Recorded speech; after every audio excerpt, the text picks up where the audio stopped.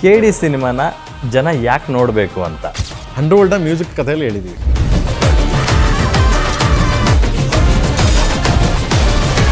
ಪ್ರೇಮ್ ಅವ್ರು ಕಾಪಿ ಮಾಡಿದ್ದಾರೆ ಅಂತ ಹೇಳಕ್ಕಾಗಲ್ಲ, ಇನ್ಸ್ಪಿರೇಷನ್ ಅಂತಂದು ಹೇಳಕ್ಕಾಗಲ್ಲ. ಮೊದಲನೇ ಕಿತ್ತ ಮಚ್ಚಿಡ್ದೇವನೇ ಅಪ್ಪಿ ತಪ್ಪಿ ಉಲ್ಟಾ ಬಿದ್ರೆ ಬೇಜಾರ್ ಮಾಡ್ಕೊಬೇಡಣ. ನಿಮ್ಮೆತ್ತವಳಿಗೆ ತೆಪ್ಪಾಯ್ತು ಅನ್ಬಿಡ್ರಾಣ. ಸೆನ್ಸರ್ ಏನೋ ಸಣ್ಣ ಪುಟ್ಟ ಎಡವಟ್ಟಾಗಿದೆ ಅಂತ ಎಲ್ಲರಿಗೂ ಸ್ಪೆಕ್ಯುಲೇಷನ್ ಆಗಿರ್ತಕ್ಕಂಥದ್ದು. ಏನಕ್ಕೆ ಟಾರ್ಗೆಟ್ ಮಾಡೋದು ಅಂತ ಇವತ್ತು ನನಗೆ ಅದು ಅರ್ಥ ಆಗಿಲ್ಲ.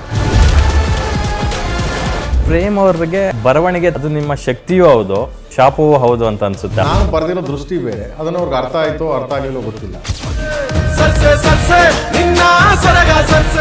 ಬರ್ದಿರೋದು ತಪ್ಪು ಅಂತ ಅನಿಸ್ಲಿಲ್ಲ. ನೀವು ವಿಡಿಯೋ ನೋಡಿದ್ರೆ ಯಾರ್ಯಾರು ಮಾತಾಡಿದ್ರು ಅವ್ರಿಗೆಲ್ಲ ಹೋಗಿ ಹೊಡೆದು ಬಿಡ್ತೀರಾ. ಸಾಹಿತ್ಯದ ಮೀನಿಂಗ್ ಗೊತ್ತಿಲ್ದಿರಾನೆ ಯಾರೂ ಬಂದು ಆಕ್ಟ್ ಮಾಡಲ್ಲ. ಏನೇ ಪದ ಮಾತಾಡಬೇಕಾದ್ರೂ ತುಂಬ ಯೋಚನೆ ಮಾಡಿ ಮಾತಾಡೋದು. ಕನ್ನಡ ಚಿತ್ರರಂಗದಲ್ಲಿ ಎರಡು ಕಣ್ಣುಗಳಿದ್ದಂಗೆ ಸುದೀಪ್ ಮತ್ತು ದರ್ಶನ್ ಅವರು.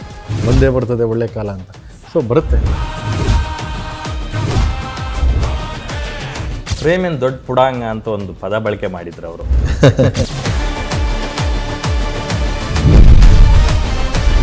KD ಕ್ಯಾಪ್ಟನ್ ವೀಕ್ಷಿಸಿ ರಾತ್ರಿ 8 ಗಂಟೆಗೆ.